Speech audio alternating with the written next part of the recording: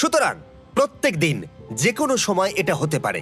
প্রত্যেক দিন? হ্যাঁ, প্রত্যেক দিন। আমি স্নান করব কি করে? আমার কিচ্ছু যায় আসে না তোমরা কি করবে। যদি তোমরা একবারও এটা মিস করে ফেলো তাহলে তোমরা দুজনেই এখান থেকে খালি হাতে ও ফিরবে। মাই গড, কিছুদিন পর দেখা হবে।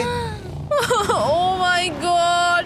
আর কখনোই আমি ভালো করে ঘুমোতে পারবো না, অন্তত এই 100 দিনের জন্য। আমরা যদি একবারও মিস করি তাহলেই সব আমাদের শেষ। বেড এখানে আনা উচিত। ঠিক আছে। বুকের মধ্যে যেন কেউ পাথর রেখে দিয়েছে। ওটা দিনে একবারই বাজানো হবে, কিন্তু যে কোনো সময়। আমি মিথ্যে বলবো না, আমি এখন খুবই টেনশনে আছি। সব সময় শুধু এটাই ভাবছি যে যে কোনো সময় বাটনটা প্রেস করতে পারে। ও মাই গড, রেন রেন রেন, তাড়াতাড়ি এসো, তাড়াতাড়ি। ও মাই গড, ও এটা তো খুব ভয়ঙ্কর জিনিস।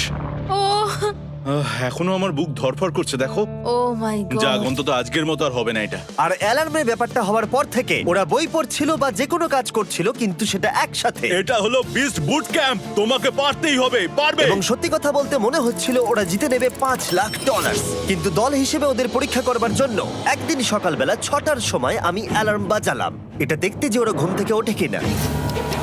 ও মাই গড, তাড়াতাড়ি চলো। কিন্তু ওরা খুব দ্রুত এটা করে ফেললো। যাই হোক, হিউগো আর রেইন অ্যালার্মের ক্ষেত্রে কুইক ছিল, কিন্তু ওরা 13 দিন লাগিয়ে দিল একটা সারপ্রাইজ খুঁজতে, যেটা আমি ফ্লোর বোর্ডের নিচে লুকিয়ে রেখেছিলাম। এখানে কি কিছু আছে? এটার ব্যাপারে আমাদের জানার কোনো উপায় ছিল না। জোরে টানো।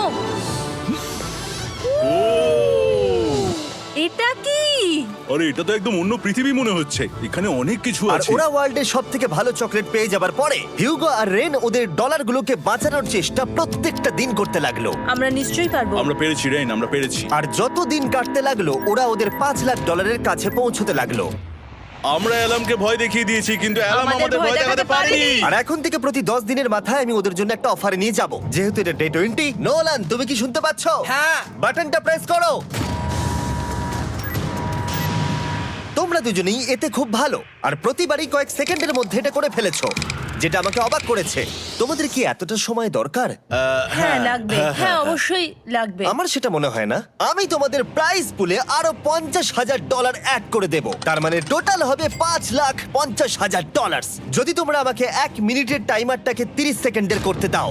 ভালো করে ভেবে দেখো, কারণ পরের 80টা দিন তোমাদেরকে 30 সেকেন্ডের মধ্যে স্ক্যানারে হাত রাখতে হবে। যদি তোমরা একবারও মিস করে যাও তাহলে $5,50,000 পুড়ে যাবে।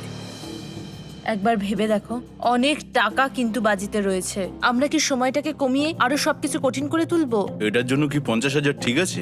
আমি জানি না। আমরা প্রত্যেকবার এটাকে 10 সেকেন্ডের মধ্যে বন্ধ করে দিয়েছি। আমরা মনে হয় এটা পারবো, নিশ্চয়ই পারবো। ঠিক আছে, তোমরা এটা নিশ্চয়ই করবে? পারবো। আমরা করব। এখন থেকে এটা পার্মানেন্টলি 30 সেকেন্ডের হলো। নোলান, এই আমি টাকা ফেলছি।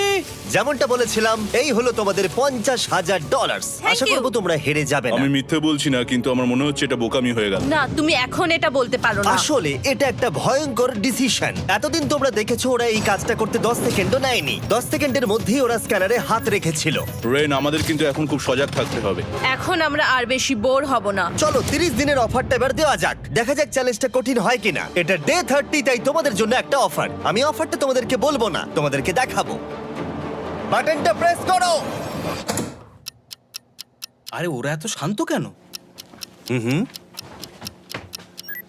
এটাই আমার অফার ছিল। প্রাইস পুলে $50,000 অ্যাড করব, তাহলে টোটাল হয়ে দাঁড়াবে $6,00,000। কিন্তু কোনো দিন অ্যালার্মের শব্দ পাওয়া যাবে না। তোমাদেরকে ভাবার জন্য সময় দিলাম।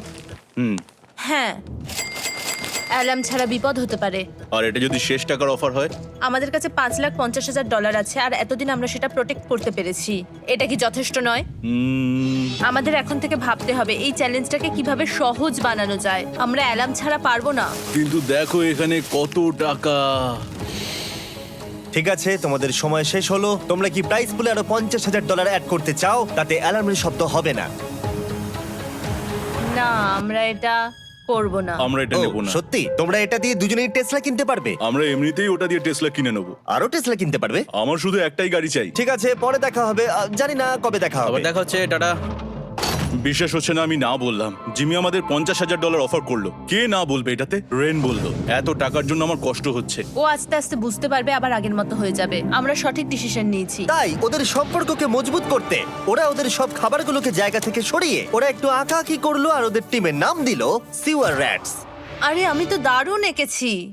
ওয়েলকাম। কিন্তু এটা যথেষ্ট ছিল না, কারণ হিউগো ছিল হতাশ যেহেতু ওকে বেশি কাজ করতে হচ্ছিল, মাছকে খাওয়ানো এবং ট্যাঙ্ক পরিষ্কার করা এখানে শ্যাওলা দেখো। ও মাই গড, এবং গার্ডেনকে মেনটেন করা যাতে ওরা সব সময় ফ্রেশ ভেজিটেবল পায়। খুব ভালো খুব ভালো। হিউগোকে ছাড়া কি করতাম আমি? হেঁটে যেতে। শুধু তাই নয়, হিউগোকে বেশিরভাগ সময় রান্নাটাও করতে হচ্ছে, আর যেহেতু ও 3 বেলা রান্না করছে তার মানে ও দুজনের জন্য প্রায় 100রও বেশি বার রান্না করে ফেলেছে। ও মাই গড, আমার মনে হচ্ছে তুমি আমার পার্সোনাল শেফ। এইভাবে আমাকে অপমান করো না। আর যখন ওদের দুজনের মধ্যে টেনশন বেড়েই চলেছিল তখন আমার 40 দিনের অফার ওদের টেনশনকে আরো বাড়িয়ে দিল। কিন্তু বাংকারে যাওয়ার আগে সাকারকে নিয়ে আসা হোক। নোলেন?